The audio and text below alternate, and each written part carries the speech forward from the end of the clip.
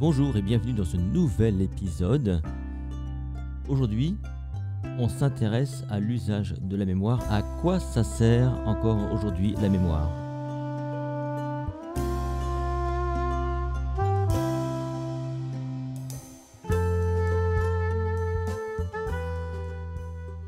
J'imagine que vous avez souvent entendu des personnes vous dire que aujourd'hui, avec les nouvelles technologies, on perd de la mémoire.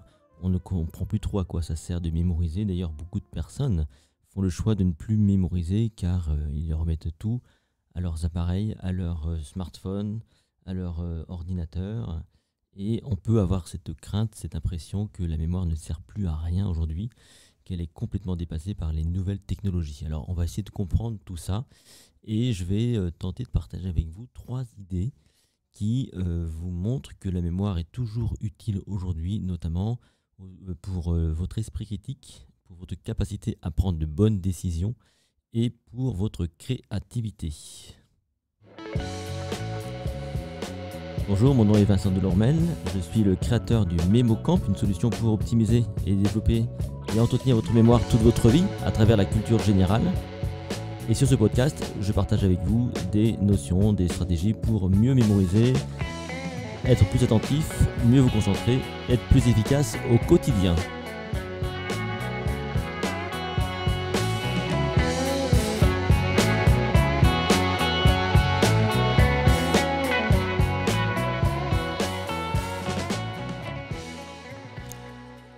Alors, est-ce que vous aussi, vous avez le sentiment que votre mémoire ne sert plus à grand-chose à cette époque où il y a tellement de technologies qu'on a l'impression de ne plus avoir besoin de faire marcher ses méninges?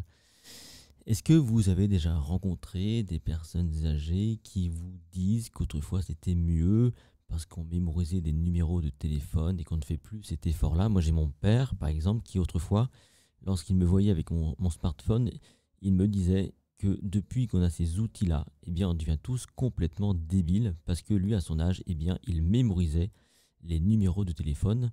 Entendez par là qu'il faisait cet effort de mémoriser, de faire marcher sa mémoire pour retenir des chiffres et des nombres.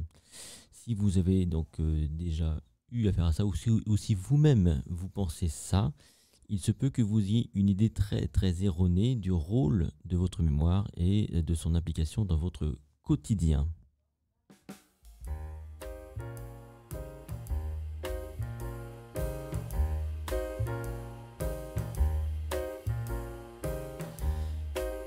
Dans un précédent podcast, je vous expliquais les 3 piliers de votre mémoire et notamment un principal qui consiste donc à apprendre toute sa vie, à entretenir sa mémoire par l'apprentissage. Il faut savoir que votre mémoire elle est dépendante des connexions neuronales. Plus vous avez de connexions et mieux elles fonctionnent. Et les connexions se font en apprenant des choses nouvelles. Or, il se trouve que mémoriser, c'est pas forcément apprendre. On en parlera dans un prochain podcast. Et mémoriser un numéro de téléphone en soi, ça n'a pas tellement d'intérêt. Ça ne va pas créer, si vous voulez, de connexion neuronale dans votre cerveau. Et donc, ça ne va pas favoriser forcément les ramifications de votre cerveau. Évidemment, ça fait fonctionner et marcher différents mécanismes cognitifs comme l'attention, la motivation, le traitement de données comme les chiffres et les nombres, pourquoi pas. Mais d'un point de vue strictement mémoire, c'est pas forcément le plus intéressant. Dans l'absolu, il est beaucoup plus intéressant d'apprendre à se servir d'un smartphone que d'apprendre à mémoriser des numéros de téléphone. Même si c'est toujours intéressant d'en avoir quelques-uns en tête, on est bien d'accord. Ceci étant, aucune mémoire n'est infaillible, certainement pas la vôtre, certainement pas celle de votre smartphone. Mais l'avantage du smartphone, c'est que vous libérez de l'espace, vous libérez de la charge mentale et par contre vous impliquez votre mémoire, votre attention, votre intention, tous les mécanismes de l'apprentissage autour d'un outil qui est transversal, c'est-à-dire que quand vous utilisez un smartphone, eh bien vous pouvez beaucoup plus facilement passer ensuite à une tablette, voire à un ordinateur. Et c'est ça qui est intéressant, c'est cette transversalité qui est intéressante. Donc n'oubliez pas ça, gardez ça en tête. Tout ce que vous allez apprendre, c'est intéressant. Enfin, quand vous impliquez votre mémoire, ce qu'il faut tenter d'anticiper, c'est la transversalité des données, de l'information. Donc un numéro de téléphone tout seul, bon, en soi, c'est pas très très intéressant. Il vaut mieux apprendre à se servir d'un outil comme le smartphone. Ensuite, il y a donc trois idées que j'aimerais partager avec vous autour de cette mémoire. Et la première idée, c'est autour de votre esprit critique.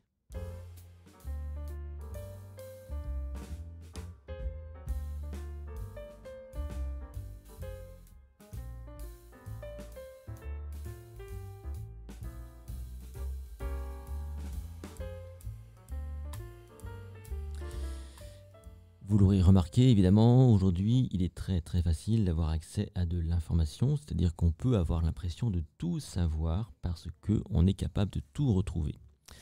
Je vous donne une anecdote, je vous livre une anecdote. Il y a quelques années de cela, j'ai eu un stagiaire avec moi, et ce stagiaire, qui était fort sympathique au demeurant, me donnait l'impression de tout savoir, et lui-même, il sans doute avait l'impression de tout savoir. Et quand je lui proposais de faire des formations, il me disait «Oh, c'est pas la peine, je sais déjà». En fait, ce qu'il savait très très bien faire, c'était retrouver le chemin de l'information. C'est-à-dire qu'il était capable de taper un mot-clé sur Internet et effectivement de retrouver le chemin de l'information, et donc l'information en elle-même, la connaissance qui était stockée sur un site web, sur Wikipédia ou sur ce qu'on veut en fait. Et il avait l'impression de savoir les choses. Et c'est là que c'est intéressant parce que euh, être capable de trouver le chemin de l'information, ça n'est pas savoir. Or, si on veut conserver son esprit critique, il est quand même plus intéressant d'avoir un minimum de connaissances. Et au passage, c'est une des raisons du MemoCamp, qui consiste à vous livrer des notions de culture générale, justement pour avoir une base pour mieux analyser les informations qu'on vous donne. Bon, je prends un exemple tout bête. Si vous avez la croyance que la Terre est plate, eh bien effectivement, c'est qu'il vous manque sans doute quelques notions en termes d'astronomie qui vous permettraient donc peut-être de remettre en doute cette croyance. Vous voyez, donc c'est très important de pouvoir alimenter votre mémoire de connaissances toute votre vie pour justement avoir une base pour vous poser les bonnes questions quand vous êtes face à une information qui pourrait être erronée. Donc l'esprit critique, ça n'est pas ça, hein, ce n'est pas que ça, pardon, mais l'esprit critique est en lien aussi avec la somme de vos connaissances. Et quand je parle de connaissances, ce ne sont pas les croyances, ce ne sont pas les opinions. Il faut bien comprendre qu'aujourd'hui, nous sommes dans une société de médias d'opinion. Hein, donc la plupart des personnes qui s'informent sur les réseaux sociaux en sont victimes parce qu'ils vont prendre pour vrai les informations qui sont partagées par autrui, alors qu'on est plutôt sur de l'opinion. Vous voyez, donc c'est important de vous raccrocher à des faits, à ce qui est factuel, hein, donc là, ce qu'on va appeler la connaissance, la science, scientia, pour justement pouvoir avoir une base fiable sur laquelle vous allez pouvoir vous reposer et donc analyser les données qu'on vous donne. Donc votre esprit critique, il est intimement lié à la nourriture de votre mémoire que sont les connaissances, et pas des connaissances basées sur des croyances ou des opinions, mais des connaissances factuelles. Et ça c'est hyper important, encore une fois, donc de vous référer à des connaissances qui sont factuelles, en tout cas qui sont validées par des gens, des pairs, même si on est d'accord, la connaissance elle évolue tout le temps. Ce qui est vrai aujourd'hui ne sera pas forcément vrai demain, mais dans l'absolu, c'est comme ça que le monde avance. On avance donc en apprenant, en actualisant nos connaissances, et pas forcément uniquement sur des croyances, sur des ressentis. Le ressenti, c'est une base intéressante si vous voulez pour peut-être creuser un sujet, une intuition également. Mais n'oubliez pas que la connaissance se construit à travers des regards croisés, des avis partagés. Et ça, c'est très très important à travers des expériences également. Donc nourrissez votre mémoire de connaissances, de savoirs factuels, et permettez à votre esprit critique de s'optimiser et de se développer. Donc une des premières grandes clés de l'usage de la mémoire aujourd'hui, c'est votre esprit critique. Plus vous apprenez, plus vous la nourrissez de connaissances et d'informations factuelles, et mieux vous êtes préparé à vous protéger des fake news.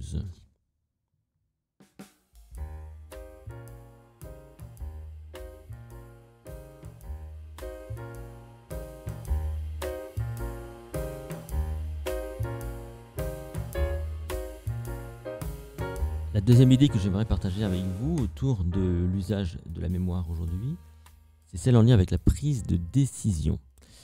Alors, si vous êtes dirigeant, manager, ou si vous avez peut-être une famille à gérer, ou en tout cas, si vous êtes face à cette nécessité de prendre des décisions, ce qui est le cas pour la plupart d'entre nous quand même, eh bien, sachez que c'est également la même mécanique. Une décision va être prise en fonction de ce que vous savez, de ce que vous avez rencontré, de vos expériences passées, conjuguées à vos connaissances factuelles, pour le coup. Et c'est donc en puisant dans cette mémoire que vous allez pouvoir prendre des décisions plus ou moins justes. C'est-à-dire qu'en gros, effectivement, si vous avez une méconnaissance d'un danger, bon, par exemple, vous croisez un tigre et vous ne savez pas que ça existe et vous pensez que c'est un gros chat, il se peut que vous ne vous méfiez pas et que pour le coup, eh bien, vous ne preniez pas la décision de fuir. Et là, du coup, vous êtes piégé. Donc là, évidemment, cet exemple est un petit peu grossier, mais vous comprenez la mécanique. C'est que plus, effectivement, vous avez nourri votre mémoire d'expérience, et là, on revient plutôt à la terminologie d'expérience, autant pour l'esprit critique, on était un petit peu plus sur la connaissance, autant sur la prise de décision, il y a évidemment les connaissances, ce que vous savez, hein, ce qu'on a pu donc déduire de certains aspects, mais ensuite, il y a aussi la réalité du terrain qui fait que vous allez prendre une décision plus ou moins, on va dire, en lien avec les connaissances, qui va être beaucoup plus basée aussi sur votre expérience, sur le contexte dans lequel vous êtes, dans lequel vous vous trouvez. Donc, plus vous accumulez de l'expérience et plus il vous est facile de prendre de décisions. Et donc, pour accumuler des expériences, vous faites appel à une mémoire qu'on appelle la mémoire épisodique. Par exemple, moi, je viens du monde du spectacle. Et au départ, donc évidemment, j'avais une grande crainte de me produire sur scène, étant timide de nature. Et donc, c'est par l'expérience, c'est en expérimentant que j'ai compris quelques techniques pour prendre confiance en moi, pour éviter donc de faire des bêtises sur scène et pour assurer un minimum les spectacles que je donnais. Donc, l'expérience m'a permis de prendre des décisions, notamment quand j'avais un public difficile ou quand tout ne se passait pas exactement comme je le souhaitais. Donc, votre mémoire est impliquée dans cette prise de décision. Plus vous expérimentez, plus vous accumulez de l'expérience, des épisodes de vie, et plus il vous est facile de prendre donc des décisions.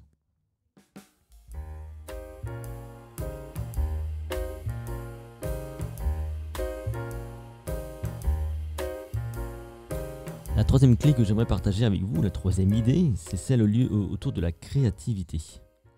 Effectivement, on pourrait imaginer qu'aujourd'hui, avec tous les outils que nous avons à notre disposition, hein, les intelligences artificielles comme ChatGPT, comme Midjourney, comme Wall-E, Dali, pardon, Dali, pas Wall-E, mais Dali, qui permettent de créer des images, enfin ce genre de choses, vous pourriez avoir l'impression que on n'est plus du tout amené à créer, ou on va être dépassé par ces outils-là.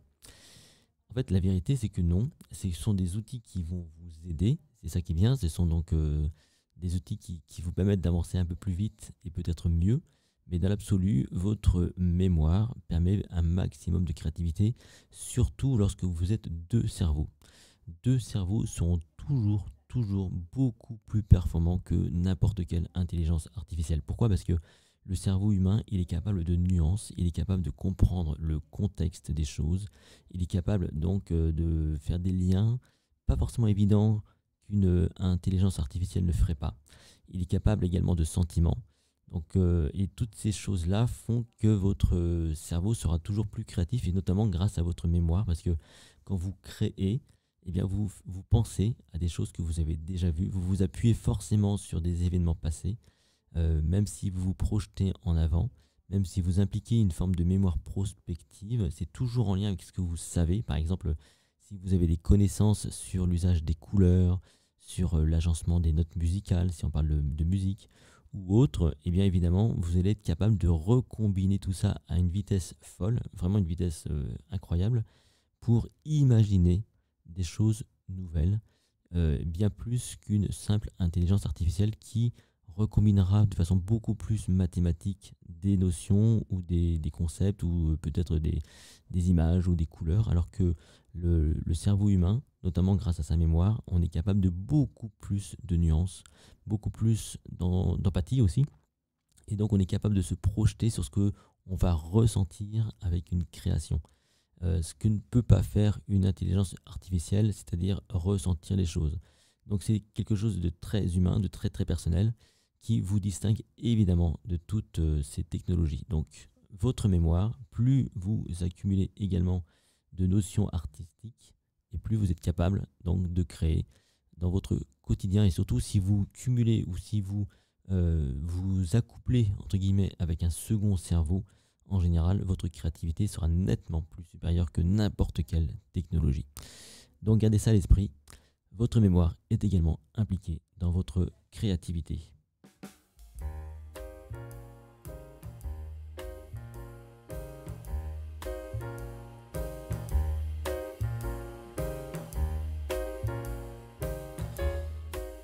Pour résumer, retenez que, contrairement à ce qu'on peut imaginer, notre mémoire est très très loin d'avoir déposé les armes, bien loin, et l'erreur ce serait de croire et de penser qu'elle ne fonctionne plus à cause des nouvelles technologies, au contraire, parce que ces nouvelles technologies, il faut savoir les maîtriser, il faut savoir les utiliser, et ça demande donc de la mémoire, ça demande de l'application, ça demande du traitement de l'information, et elle vous permet donc, cette mémoire, de faire fonctionner au mieux votre esprit critique. Si vous arrêtez d'apprendre, il est évident que vous serez beaucoup plus facilement manipulé par les fausses informations, donc continuez d'apprendre des connaissances factuelles principalement.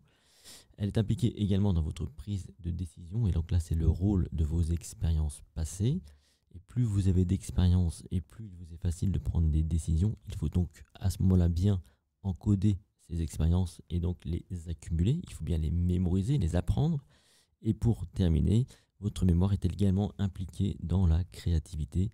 Plus quand vous imaginez, en fait, vous faites appel à des notions passées, à des expériences passées artistiques, à des systèmes artistiques, par exemple, qui vous permettent donc d'être beaucoup plus créatif grâce à votre capacité à nuancer également les choses par rapport à des intelligences artificielles ou des technologies.